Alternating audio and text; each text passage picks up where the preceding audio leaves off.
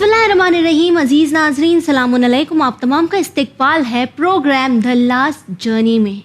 इमाम हुसैन अलैहिस्सलाम का आखिरी सफ़र मदीना से करबला तक। व्यूअर्स, हमने देखा कि किस तरह से ये नूरानी काफ़िला एक मंजिल के बाद दूसरी मंजिल तय कर मदीना से लेकर अब उज़ैबुल हिजाना तक पहुँच चुका है। 28 ज़िलहज का रोज़ है। अब आइए देखते हैं ये काफ़िला आगे कौन सी मंजिल तय करता है, इमाम हुसैन अलैहिस्सलाम की किससे मुलाकात होती है और ये मुलाकात किस तरह हमारे और आपके लिए एक दर्सगाह बनती है। तो आइए सबसे पहले इस्तकबाल करते हैं डॉक्टर नीलम वकील का। सिस्टर सलाम अलैकुम। अलैकुम व रहमतुल्लाहि व बरकातुहू। सिस्टर, लास्ट एपिसोड में हमने देखा था कि किस तरह ये इलाही कारवां उज़ैबुल हिजाना तक पहुँच चुका है। 28 ज़िलहज का रोज़ है। हम अक्सर मजलिसों में सुनते हैं कि इमाम हुसैन अलैहिस्सलाम का ये कारवां 2 मुहर्रम को करबला पहुँचता है। तो अगर अब हम बात करें अगली मंजिल की, तो ये अगली मंजिल कौन सी थी और क्या इमाम की यहाँ भी किसी से मुलाकात हुई? बिस्मिल्लाहिर्रहमानिर्रहीम। अल्लाह की हम्दो सना और उसकी दी हुई तौफीक से हम आगाज़ करते कि अल्लाह ने हमको मौला हुसैन अलैहिस्सलाम के इस सफ़र पे गुफ्तगू करने की और उससे कुछ दर्स लेने की तौफीक इनायत की। बिल्कुल। तो बस इमाम का ये इलाही कारवां 29 ज़िलहज को उज़ैबुल हजनात से निकलकर 29 ज़िलहज को कुतकुताना नाम की जगह पर पहुंचता है।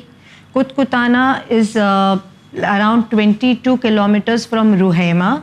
ओके। और यहाँ से फिर ये काफ़िला और आगे बढ़ता है और यहाँ पर नेक्स्ट मंजिल है कसरे बनी मुकातिल। ये इराक में दाखिल हो चुके इराक में दाखिल हो चुके हैं। कूफे से इमाम ने डाइवर्जन ले लिया है। अब ये कूफे के रास्ता नहीं है, ये कोई और तरफ का रास्ता है जी। तो कुतकुताना से 29 ज़िलहज इमाम पहुँचते हैं और वहाँ से कसरे बनी मुकातिल पर इमाम 29 या ज़्यादा यानी जो फेमस मशहूर रिवायत वो है कि ये फर्स्ट मुहर्रमुल हराम को कसरे बनी मुकातिल पर पहुंच जाते हैं जी। तो जब ये यहाँ पर पहुंच जाते हैं तो यहाँ पर भी क्या इमाम की किसी से मुलाकात हुई? क्या इमाम को किसी ने पहचाना या मदद की? हाँ, यहाँ पर भी इमाम की मुलाकात कुछ लोगों से हुई है। जैसे इस मंजिल पर इमाम को उमरो इब्ने कैस नाम का एक शख्स मिलता है और उसका कज़िन होता है और ये दोनों भी ट्रैवलिंग में है जी। यानी ये जो हम पूरी इमाम के जो सफ़र देख रहे हैं इसमें हमने 2 तरह के इमाम को मुलाकात करने वाले लोग देखे। एक वो लोग थे कि जो वहाँ के रहने वाले थे और एक वो लोग थे जो ऑन द वे थे या जा रहे थे या आ रहे थे, खुद सफ़र कर रहे थे। खुद सफ़र पर थे और रास्ते में मौला से मुलाकात होती थी, थोड़ी बात होती थी और फिर या जॉइंट होते थे या इमाम को छोड़कर चले जाते थे। तो ये उमरो इब्ने कैस और उसका चचाजाद, उसका कज़िन ब्रदर भी साथ में था, ये भी मुसाफिर थे और मौला से मुलाकात हुई और विथ सम बेसिक कॉन्वर्सेशन, कुछ गुफ्तगू के बाद इसके कज़िन ने, उमरो के कज़िन ने मौला हुसैन अलैहिस्सलाम से पूछा कि मौला आपके रीशे मुबारक कितनी डार्क है, आपकी दाढ़ी कितनी सियाह है। यानी इमाम अलैहिस्सलाम की पर्सनालिटी इतनी हसीन थी, इतना इमाम का जो लुक था अट्रैक्टिव कि जो भी इमाम से मिलता था उनके लुक्स के ऊपर सवाल, यानी इस सफ़र में भी कुछ ऐसे लोग थे जिन्होंने ये सवाल किया था अपार्ट फ्रॉम दिस पर्सन। तो इसने भी यही सवाल किया और मौला ने जवाब दिया कि नहीं, मैंने खिजाब किया हुआ है, तो it's not the natural colour, अब मैं ज़ईफ़ हो गया हूँ और ये मैंने खिजाब किया है। बट ये क्वेश्चन अपने आप में बता रहा है कि रिलेशंस वर सो इनफॉर्मल, यानी या ये कह सकते कि मौला हर एक से कितनी मोहब्बत से पेश आते थे, कितनी फ्रेंडली बात करते थे। अक्सर लोग हिचकिचाते हैं बात करने के लिए। जब आप किसी पर्सनालिटी से बात करो तो हम 10 बार सोचते हैं कि मैं सवाल करूं या नहीं करूं, मैं पूछूं, बुरा तो नहीं लग जाएगा। Exactly right. लेकिन यहाँ इमाम हुसैन अलैहिस्सलाम से बहुत आसानी से लोग अपनी बातें कर पा रहे हैं। इमाम को हाँ, यानी उनके पर्सनल क्वेश्चंस भी उनसे बड़ी आसानी से कर लेते, तो इमाम का फ्रेंडली नेचर यहाँ पे समझ में आता है। और फिर इसके बाद मौला ने, अब बिकॉज एक कन्वर्सेशन स्टार्ट हो चुका था, तो इमाम ने फिर अपना मकसद बयान किया, अपना सफ़र बयान किया और मौला ने कहा कि क्या तुम मेरी मदद करोगे for this reason main Hadaf important है। मौला ने वो सारी बातें बयान की और मौला ने कहा कि अब मुझे ज़रूरत है, तो क्या तुम मेरी मदद करोगे, मेरे आर्मी में शरीक हो जाओगे। तो उमरो इब्ने कैस ने कहा कि मौला आई एम सॉरी, मैं नहीं आ सकता। कोई वजह रही होगी? उसने ये रीज़न बताया कि मौला मैं बाल बच्चे वाला आदमी हूँ, अगर मुझे कुछ हो गया تو میرے بعد میرے بچوں کا کیا ہوگا. اور سیکنڈ ریزن اس کا یہ بھی تھا کہ مولا میرے پاس کچھ امانتیں ہیں. جیسے یہ سیم ریزن اس کے کزن بردر نے بھی دیا کہ مولا ہمارے پاس کچھ امانتیں ہیں, یعنی ہم آلریڈی مسافر ہیں. جی, ہم جناب ترما کے واقعے میں بھی یہی دیکھ سکتے تھے کہ ان کے پاس بھی چند امانتیں تھیں جو وہ پہنچانا چاہتے تھے. کچھ ڈفرینس ہے. جناب ترما اپنے قبیلے والوں کا سامان اور ان کی بیسک نیسیسٹیز, ان کی ضرورت کا سامان لے جا رہے تھے. اور یہاں پہ آپ ایسے کہہ سکتے ہو کہ وین آئی ایم ٹریولنگ, میں ایک جگہ سے دوسری جگہ جاتی ہوں تو کوئی خط دیتا ہے, کوئی کچھ سامان دیتا ہے کہ ہمارے رشتہ دار کو پہنچا دینا. تو یہ امانتیں تھی. جی, اور ان دونوں بھائیوں کا یہ کہنا تھا کہ ایک تو ہم بال بچے والے اور ہم کو شیور ہے کہ آپ بچو گے نہیں, کیونکہ سب کو آلموسٹ ابھی تک یہ بات اسپریڈ ہو چکی تھی کہ امام حسین آ رہے, ابن زیاد نے کوفے پہ قبضہ کر لیا ہے. تو کہا مولا ہم کو جب موت سامنے نظر آ رہی ہے تو میرے بچوں کا کیا ہوگا, اور اسپیشلی ان امانتوں کا کیا ہوگا. And this second reason was some what valid, یعنی امام خود بھی یہ چاہ رہے تھے کہ نہیں, اگر تمہارے پاس امانت ہے تو تم پہلے امانتوں کو پہنچا دو. یعنی یہاں سے یہ ایک پیغام ہم لے سکتے ہیں کہ امانت دار ہونا کتنا ضروری ہے. ہاں, امانت میں خائن نہ ہونا. یعنی ویسے بھی یہاں پہ رسول خدا احمد مجتبیٰ صلی اللہ علیہ وآلہ وسلم کی حدیث بھی ہے.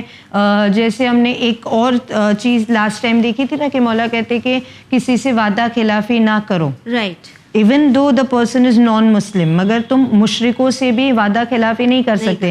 اسی طرح رسالت مآب صلی اللہ علیہ وآلہ وسلم نے فرمایا کہ امانت میں خیانت نہیں کرنا, چاہے کوئی بھی سامنے کیوں نہ ہو. It could be your worst enemy, تمہارا دشمن ہے یا کوئی بھی ہے, نان مسلم ہے, کافر ہے, مگر ایک مسلمان اگر ہے, ہمارا ماننے والا ہے, تو وہ کبھی امانت میں خیانت نہیں کر سکتا. اور یہاں پہ ایک اور حدیث ذہن میں آ رہی ہے.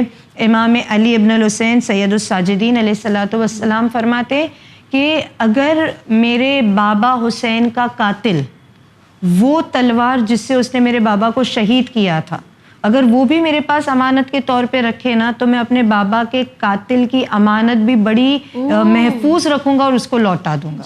یعنی کتنا بڑا پیغام ہم اس جرنی میں اس ایپیسوڈ میں دیکھ سکتے ہیں کہ امانت دار ہونا کس قدر ضروری ہے, اور امام نے کتنا ایمفسائز کیا ہے اس چیز پر. بہت امپورٹنٹ ہے یہ سفر امام حسین کا جو ہم لے رہے, that is history, but we can connect it with future, and future میں ہم اپنی آخرت سے بھی کنیکٹ کر سکتے, بیکاز پل صراط پر بھی حقوق الناس کا اسٹاپ ہوگا.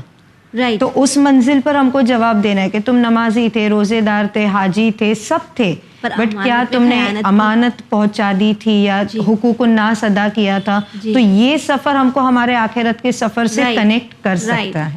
ہاں, اور اگر آج کے دور میں دیکھا جائے تو لوگ امانتیں رکھ بھی لیتے ہیں. اگر مثلاً بات کریں ہم قرض وغیرہ کی, تو لوگ اکثر لے لیتے ہیں, لیکن جب چکانے کی بات آتی ہے تو کافی بار پیچھے ہٹ جاتا ہے.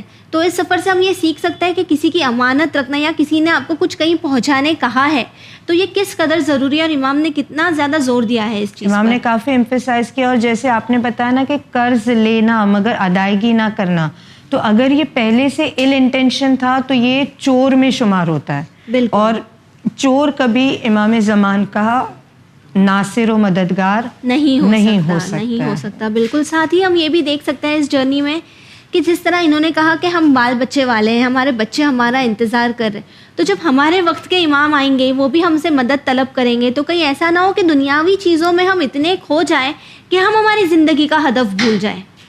بس اسی لیے ہم دعائے غریق پڑھتے زیادہ سے زیادہ کہ اللہ اس وقت پہ ہم کو ہمارے امام کے مددگاروں میں شمار کرنا. بالکل بالکل ٹھیک. سسٹر, جس طرح سے کہ ہم دیکھتے ہیں کہ جب امام نے ان سے نصرت طلب کی تو انہوں نے انکار کر دیا, انہوں نے مدد نہیں کی. تو جب انہوں نے امام کو منع کر دیا تو امام کا کیا ری ایکشن رہا, یا امام نے پھر ان سے کیا کہا؟ دیکھیں, مولا نے جب مدد کے لیے پکارا تھا تو اٹ واز ناٹ کہ امام کو یعنی اس طرح سے ان کو چاہیے تھے, یہ صرف ایک حجت تمام کرنی تھی.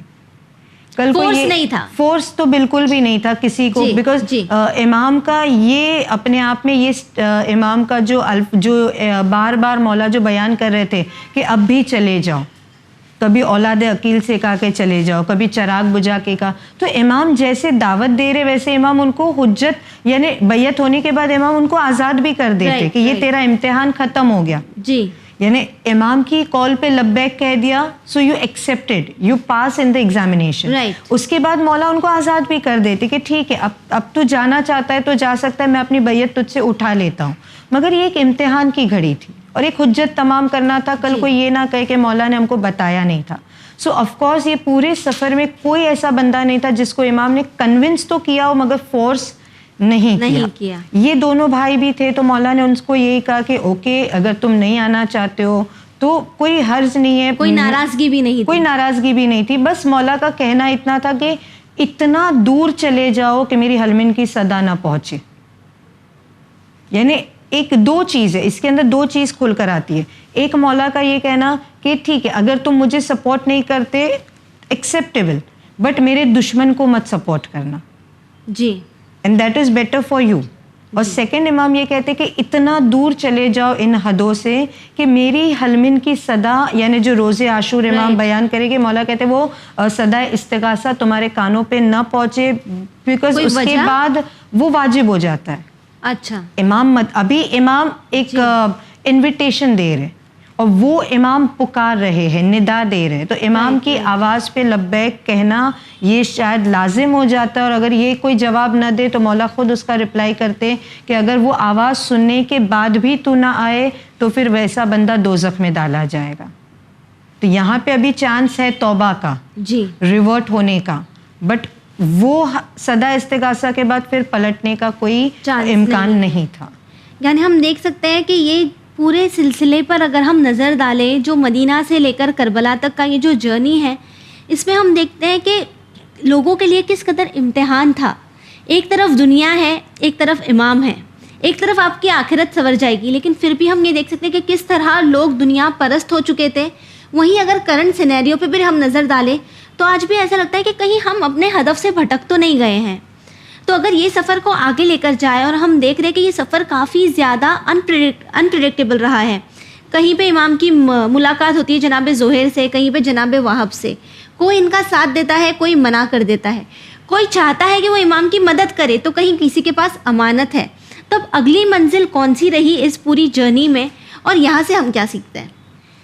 اب یہ اسی مقام پر جیسے شیخ صدوق کا جو نظریہ ہے کہ یہ ملاقات کے بعد ایک اور شخص تھا عبید اللہ ابن حر جوفی. تو شیخ صدوق نے یہ نقل کیا ہے کہ یہ ملاقات عبید اللہ سے امام کی ہوئی منزل کتکتانہ پر, اور زیادہ تر جو دیگر ہے جو دوسرے ہسٹورینز ہیں انہوں نے اس کو قصر بنی مقاتل پر لکھا ہے, ایک منزل آگے, دیٹ از پروبیبلی 1 محرم 61 ہجری وینسڈے. اوکے, تو یہ پروبیبلی وہاں پہ جا رہا ہے. اور جو بھی منزل ہے مگر واقعہ سیم ہی ہے کہ عبید اللہ ابن حر جوفی, یہ وہ شخص تھا کہ جو شیعان امام علی میں سے نہیں تھا. اچھا, چاہنے والوں میں سے نہیں تھا. یعنی یہاں پر بھی ہم ایک پیغام لے رہے, کہیں امام کسی کرسچن کو دعوت دے رہے, کہیں امام جناب زہیر کین جیسے صحابی رسول اللہ, کمپینین آف ہولی پروفٹ صلی اللہ علیہ وسلم کو دعوت دے رہے, کہیں پہ امام ایسے شخص کو دعوت دے رہے جو امام آلریڈی جانتے ہیں کہ یہ نہیں آنے والا ہے, علم امامت سے جانتے کہ نہیں آنے والا ہے, پھر بھی امام حجت تمام کرے کہ کسی کے لیے راہ فرار نہ رہے یا کوئی ایکسکیوز باقی نہ رہے. تو یہ شخص صفین میں مولا علی کا اپوننٹ تھا, اپوزٹ پارٹی میں تھا, شیعہ علی میں اس کا شمار ہوتا بھی نہیں تھا, بٹ خیر مسلمان تھا, and he was quite a brave person. تو ان سے بھی نصرت طلب کی گئی. ہاں, یہاں پر واقعہ اس طرح ہے کہ مولا نے جب دیکھا کہ کچھ دوری پر, یعنی جہاں پہ امام کا خیمہ اور امام کا جو لوگ تھے وہاں سے کچھ دوری پر ایک خیمہ نظر آیا, اس خیمے کے باہر ایک گھوڑا نظر آیا. تو امام نے انکوائر کیا کہ یہ یہاں کون ہے. جی, تو مولا کو پتہ چلا یہ عبید اللہ ابن حر جوفی ہے. تو امام نے اپنے طرف سے حجاج ابن مسروق, مؤذن امام حسین کے ساتھ جو مؤذن کربلا میں تھے, امام نے ان کو اپنی طرف سے ریپریزنٹیٹیو بنا کے بھیجا کہ ان سے جا کے کہو کہ مولا تم کو بلا رہے ہیں, come and at least meet me, تو میری ملاقات کو آئے. تو حجاج جاتے ہیں, سلام کے بعد وہ کہتے کہ میں تمہارے لیے امام حسین کی طرف سے تحفہ اور ایک خوشخبری لے کر آیا ہوں, عزت لے کر آیا ہوں. the way he is presenting the whole issue कि मैं तुम्हारे लिए एक हदिया और एक ऐसी न्यूज़ लेकर आया जो तुमको साहिब इज्जत बना देगा। और ये ऑलरेडी जानता था कि इमाम सफ़र में है, because he was coming from Kufa, सारे हाल पता थे, उसको सब कुछ पता था जी। तो उसने जब हुज्जाज को देखा तो उसने कहा कि मुझे इमाम हुसैन का कोई गिफ्ट भी नहीं चाहिए और मुझे वो खुशखबरी भी नहीं चाहिए। अच्छा, जानना तक नहीं चाहते? हाँ, because he had that rough estimation, idea थी कि होने क्या वाला है जी। तो हुज्जाज ने कहा मैं तेरे लिए इज्जत का सबब लेकर आया हूँ। उसने कहा क्या है? तो कहा कि मौला तुझे नुसरत को बुला रहे। तो उसने कहा मैं अभी अभी कूफे से आ रहा हूँ और मैं कूफे से निकला ही इसीलिए था कि इमाम हुसैन से सामना ना हो। इसे बिकॉज उसको क्या न्यूज़ थी कि मौला कूफा आ रहे हैं, this was what was known by others कि मौला तो कूफा आ रहे हैं। और सारे कूफे वाले उसी इंतजार में थे कि मौला कूफा आ रहे हैं। तो कहा कि मैं इमाम का सामना ना हो और इमाम की मदद नहीं करनी पड़े और इमाम के खिलाफ भी नहीं जाना पड़े, इसलिए तो मैं कूफे से निकल आया। इस तरह की भी सोच थी लोगों की। तो अब तुम मुझे कहाँ इमाम के पास लेके जा रहे हो? तो कहा मौला की नुसरत कर साहिब इज्जत बन जाएगा। तो कहते हैं बचूंगा तो इज्जत मिलेगी ना, मुझे पता है मैंने इतना बड़ा लश्कर देखा, यानी बाय दैट टाइम 30 मुहर्रम या 30 जिलहज या 1 मुहर्रम कि इतना कसीर लश्कर इब्ने ज़ियाद रेडी कर चुका था, मोर देन लाइक अराउंड 10,000 का लश्कर रेडी हो चुका था। तो कहते हैं मैंने इतना कसीर लश्कर देखा, ऐसे असलहे बंद लोगों को देखा, मौला के बचने का कोई चांस नहीं है और ना उनके साथियों का, तो मुझे मरना नहीं है। उसने कहा कि मौला को कह दो कि मैं उनसे मिलना नहीं चाहता हूँ। This was a very blunt reply वक्त के इमाम को, यानी मैं मिलना ही नहीं चाहता, मिलूंगा तो कोई बात होगी। राइट। यहाँ पे जनाब ज़ुहैर से कंपेयर कर सकते। जनाब ज़ुहैर ने हेजिटेट किया था, बट देन ही सेड कि नहीं एटलीस्ट इमाम से मिल तो लूँ, मना क्या कर, बाद में कोई एक्सक्यूज दे दूंगा, बट मुलाकात तो कर लूँ। इसने मिलने से मना कर दिया। और करम मौला का ये था कि मौला खुद चल कर आए इससे मुलाकात करने। हाँ, जब हुज्जाज ने जाके जनाब हुज्जाज ने कहा कि मौला वो तो ये जवाब दे रहा है, तो मौला ने कहा कि मैं खुद उससे बात करूंगा, शायद मेरे बोलने पे पलट आए। यानी इस कदर इमाम ने कोशिश की है लोगों में एक बार फिर से लोगों को गलत राह से पलटा कर लाने की या हुज्जत तमाम करने की। काफ़ी, यानी ये जो कन्वर्सेशन है ना इमाम हुसैन का उबैदुल्लाह से, ये काफ़ी डिटेल्ड में बुक्स में मिलता है। हम उसको थोड़ा शॉर्ट ले रहे हैं, मगर काफ़ी डिटेल्ड है कि मौला ने किस किस तरह से उसको कन्विंस करना चाहा। क्या कन्वर्सेशन रहा होगा? That was not a force. एक चीज़ जहन में रहे कि इमाम ने उसको फोर्स नहीं किया, इमाम उसको कन्विंस कर रहे हैं। अच्छा, ये खुद उबैदुल्लाह इस बात का एतराफ़ करता है कि मौला जब मिलने आए उनकी पर्सनालिटी इतनी हसीन और इतनी अट्रैक्टिव थी, और जिस अंदाज में मौला गुफ्तगू कर रहे थे ना, कहता है कि एक लम्हे को तो मेरा दिल भी पिघल गया और मैंने सोचा कि नहीं, मुझे मौला के पास जाना चाहिए, बट द सेम थिंग कि मैं मर जाऊंगा तो मैं अपनी जान बचाने के लिए इमाम के साथ नहीं गया। इमाम ने उसको बहुत सारे ऑप्शंस दिए, बहुत सारे इमाम ने हुज्जतें उसके सामने पेश की, बट वो नहीं माना। और जब नहीं माना तो मौला ने कहा दैट्स ओके, यानी अब अगर तू नहीं आना चाहता। उसने कहा कि मौला मैं क्या करूं, मतलब मुझे दुनिया इतनी प्यारी है, जान इतनी प्यारी है कि मैं चाहकर भी आपकी मदद नहीं कर सकता। मौला ने कहा कि उबैदुल्लाह इब्ने हुर, क्या तू ये नहीं समझता कि तूने पास्ट में बहुत गलतियां की है? And he knew that. इमाम याद दिला रहे हैं, सिफीन याद दिला रहे जी, सिफीन में तूने जो हक पर था उसका साथ नहीं दिया था, और एक बार फिर वही हो रहा है, फिर वही रिपीट हो रही है। हाँ, तो मौला उसको याद दिला रहे कि जो गलतियां तू पास्ट में कर चुका है, डोंट यू थिंक कि अब तुझे उसकी तौबा कर लेनी चाहिए? तो उसने कहा मौला मेरे लिए तौबा है। तो इमाम ने कहा तब इमाम का साथ नहीं दिया था, आज इमाम का साथ दे दे, तौबा हो जाएगी, तवाबीन में शुमार हो जाएगा। So there is a option for you ना कि तू तौबा करके हमारे पास आ जा, दरवाजे खुले हैं अभी। हाँ, सिफीन वाली बात कवर अप हो जाएगी। तो उसने फिर वही कहा कि नहीं, आई एम सो सॉरी। फिर वो कहता है कि मौला मुझे अच्छा तो नहीं लग रहा है कि आप मुझ तक आए, आप एक काम करें मेरा घोड़ा ले जाओ। और उसके हॉर्स का नाम मिलता है मुल्हक या मुल्हका।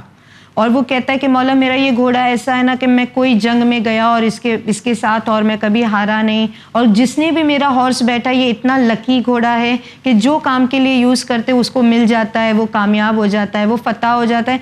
See this shows the mentality. And the excuses. the lame excuses, یعنی Right. جب تم خود بول رہے ہو کہ مولا میرے گھوڑے پہ بیٹھنے والا کامیاب ہوتا ہے تو تم خود اس پہ سوار ہو کے آ جاؤ. بالکل. اور کچھ ہسٹورینس نے لکھا ہے کہ اس نے اپنا گھوڑا اور اپنی تلوار دونوں مولا کو پیش کی, اور یہاں پر امام حسین علیہ السلام ڈس اپوائنٹ ہوئے, یا may be not because that was expected, I don't know, مگر مولا نے یہ کہا کہ نہ مجھے تیرا گھوڑا چاہیے, نہ تیری تلوار چاہیے, نہ تو چاہیے. اوہ, میں نے تیرے توبہ کا راستہ کھولا تھا, میں نے تجھے جنتی بنانے کا ایک پیغام لایا تھا, but it's up to you. کوئی فورس نہیں ہے. مولا نے کہا ٹھیک ہے, مجھے گھوڑا تو نہیں چاہیے, اگر تجھے آنا ہے تو ٹھیک, ورنہ I don't even need you, میرے پاس بڑے وفادار ہیں. اور مولا وہاں سے واپس آ گئے. بہت ہی افسوس ہوتا ہے سسٹر یہ جان کر کہ امام حسین علیہ السلام کسی کے پاس چل کر خود جائیں, پورا ماجرا بیان کریں, لیکن پھر بھی انسان دنیا پرستی کے لیے لوٹ کر نہیں آئے. اب ہم دیکھ سکتے ہیں کہ انہوں نے امام کو منع کر دیا, تو اب اگر آگے کی لائف پر ان کی نظر ڈالیں تو ابن حر جوفی کا انجام کیا ہوا؟ ابن حر جوفی کبھی کسی کا وفادار نہیں تھا. دیکھیں, یہ جو امام سے وفا نہیں کرتا وہ کسی سے وفا نہیں ہو نہیں سکتا. کرتا. بالکل. اور جو مقصد تھا, جیسے اگر آپ کے ذہن میں ہو, اور بے شک ہمارے ویورز بھی جانتے کہ عمر سعد ملعون نے بھی کہا تھا کہ مولا میں آپ کو سپورٹ تو کرنا چاہتا ہوں, بٹ اگر میں آپ کے پاس آ گیا تو میری ملک رہ کی گورنری چلی جائے گی, جو اسے کبھی نہیں ملی. تو امام حسین نے تبھی کہا تھا نا کہ ملک رہ کی گورنری تو چھوڑ, تجھے وہاں کا ایک گندم بھی نہیں ملے گا. تو جو ریزن سے تم امام کو چھوڑتے ہو وہ کام کبھی نہیں ہونے والا ہے. تو یہ بھی وہی چاہتا تھا کہ میری جان بچ جائے, یا مے بی جو بھی اس کے اور بھی ریزنز تھے. تو یہ یہاں سے چلا, اور پھر وہ کہتا ہے کہ میں نے اس ڈیسیشن کو ریگریٹ کیا, بہت ریگریٹ کیا, اور مجھے بار بار, یعنی کہتے ہیں نفس کوس رہا تھا, اس کا نفس اندر سے اس کو بار بار یہ کہہ رہا تھا کہ this was the wrong decision, امام سے ایسا نہیں کہنا تھا, تجھے مولا کو سپورٹ کرنا تھا. تو مولا حسین کی شہادت کے بعد وہ خود کہتا ہے کہ میں رویا, جو بھی تھا وہ رویا یا نہیں رویا یا ریگریٹ کیا, اور اسی لیے یہ جو اس کا گلٹ تھا اس کو فنش کرنے کے لیے وہ جناب مختار سے ہاتھ ملا لیتا ہے. اوکے. اور بعد میں انتقام, جب یہ جو ریولیوشن ہوتا ہے, جو اپرائزنگ آف جناب مختار ہے, انتقام مولا حسین کی شہادت کا, تو یہ ان کے ساتھ وعدہ کرتا ہے کہ میں اب امام کا سپورٹ تو نہیں کیا, مگر میں آپ کا سپورٹ کروں گا اور دشمنوں سے امام حسین کے خون کا انتقام لوں گا. یہاں پر جناب ابراہیم ابن مالک اشتر نے جناب مختار کو وارن کیا تھا کہ Mukhtar, this is not the right person, یہ وفادار نہیں ہے, اور یہ کبھی بھی دھوکہ دے گا, دھوکہ تو دے گا بٹ یہ دشمن سے مل جائے گا اور ہماری باتیں جا کے بتا دے گا. تو اس کو اپنا ایک کانفیڈینشیل پرسن نہیں انکلوڈ کرتے. تو جناب مختار نے کہا کہ یہ تو میں بھی جانتا ہوں, بٹ اب جب آیا ہے اور اس کی فطرت ہے پیسہ, اس کو اگر تم دیتے رہو گے نا تو یہ شاید ہمارے ساتھ شاید وفا کرے پیسوں کی خاطر. جی, یہاں پہ امام جعفر صادق علیہ السلام کی حدیث ذہن میں آتی ہے, حب دنیا راس و کل خطیت, تمام برائی کی جڑ دنیا کی, مال کی محبت, دنیا کی محبت. بالکل. تو اب جب مولا سے وفا نہیں کی اور کہتا ہے کہ میں تو رویا بھی اس بات پر اور میں نے ریگریٹ کیا اور اسی لیے میں توابین میں آ گیا, بٹ دین واٹ ہیپنس کہ جیسا ان کا اندازہ تھا جناب ابراہیم ابن مالک اشتر کا, وہی ہوتا ہے. یعنی ہی اسٹارٹیڈ ڈیمانڈنگ کہ مجھے اتنا پیسہ دو, مجھے بیت المال میں سے اتنا ٹیکس دو, میں اتنا بڑا کمانڈر ہوں, میں اتنا بریو ہوں. تو تھوڑا جناب ابراہیم, جو عدالت ہے آف کورس, یہ مولا علی کے چاہنے والے, تو عدالت سے جتنا دے سکتے تھے دیا. جب اس نے اور ڈیمانڈ کیا تو انہوں نے اپنے پرسنل پاکٹ سے بھی دیا, کہ بیت المال سے تو نہیں دے سکتے بٹ تھوڑا اپنی طرف سے بھی دے دیا کہ بیٹھا رہے, بٹ اسٹل ہی ڈیمانڈیڈ. اور جب اس کی ضرورت نہیں پوری ہوئی تو وہ آل زبیر سے جا کے ہاتھ ملا دیا, پلٹ جاتا ہے, پھر پلٹ گیا. نہ مولا علی کو سپورٹ کیا, نہ امام حسین کو سپورٹ کیا, نہ جناب مختار کو سپورٹ کیا. انجام برے کا برا ہوتا ہے. قرآن میں اللہ کہتا ہے سیعلم الذین ظلموا ای منقلب ینقلبون. تم دیکھو اب اس کا انجام کیا ہو رہا ہے. تو اب یہ ہوتا ہے کہ جب مصعب ابن زبیر سے یہ ہاتھ ملا لیتا ہے تو مصعب بھی اس کی فطرت سے واقف تھا, اور وہ بھی جانتا تھا کہ جو فرزند رسول, فرزند فاطمہ زہرا کا نہ ہو سکا, وہ مجھ سے کیا وفا کرے گا. بالکل. تو مصعب نے تھوڑے ٹائم تو اپنے ساتھ رکھا, پھر اس کو جیل میں ڈال دیا.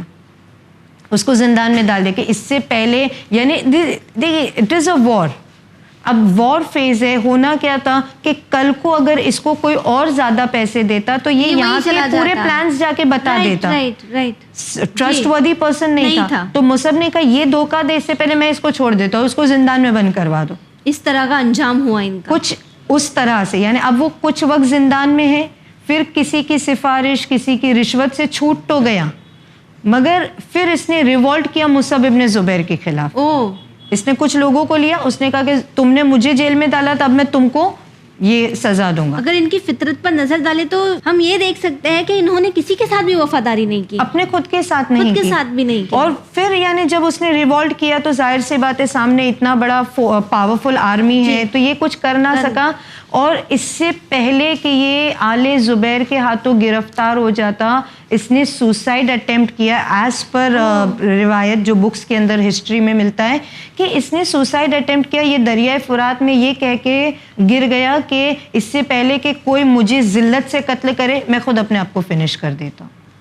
تو یہ سوسائڈ والی موت بہتر تھی یا کربلا میں زندہ ہو جانا. یعنی وہ شہادت کیا تھی, زندہ جاوید ہو جاتا. قرآن کہتا ہے نا کہ جو راہ خدا میں شہید ہو گیا اس کو مردہ مت کہو, وہ اپنے رب کی طرف سے رزق پا رہا ہے. یہ تو قرآن کی سورہ آل عمران کی آیت ہے کہ وہ مقام ہی الگ ہوتا, وہ مقام الگ ہے. تو اگر وہ مولا کو سپورٹ کرتا تو آج یہاں پر یعنی ان کا بھی نام لیا جاتا اور نہ کہ وہ ملعون کہلاتا. بالکل ٹھیک. سسٹر جیسے کہ ہم دیکھ رہے ہیں کہ وقت کے دامن میں گنجائش نہیں ہے تو اس ایپیسوڈ کو ہم یہیں تمام کریں گے. انشاءاللہ آپ سے کل پھر ملاقات ہوگی. اپنا قیمتی وقت دینے کے لیے بہت بہت شکریہ. ویورز, آخر میں بس آپ سے یہی کہنا چاہیں گے کہ اگر آج کے ایپیسوڈ پر ہم نظر ڈالیں تو ہم یہ دیکھ سکتے ہیں کہ صراط المستقیم پر رہنا اور اپنے آپ کو دنیا کی چیزوں سے دور کرنا کتنا ضروری ہے. ہم دعا کرتے ہیں کہ جب ہمارے وقت کے حسین آئے, امام زمانہ جب ہمیں بلائیں تو ہم ان دنیا کی چیزوں کو چھوڑ کر اپنے دل سے دنیا کو نکال کر مخلص طور پر امام کی نصرت کر سکے, امام کی مدد کر سکے. تو آئیے آج کے اس ایپیسوڈ کو ہم تمام کرتے ہیں دعائے غریب کے ساتھ. یا اللہ ہو یا رحمان ہو یا رحیم ہو یا مقلب القلوب ثبت قلبِ علی دینے. اور پروردگار عالم سے یہ دعا کرتے ہیں کہ وہ ہمیں سیدھی راہ پر رکھے تاکہ ہم ہمارے وقت کے حسین کے کام آ سکیں. اسی کے ساتھ ہمیں دیجیے اجازت, پر بنے رہیے چینل ون کے ساتھ پیغام انسانیت. شکریہ.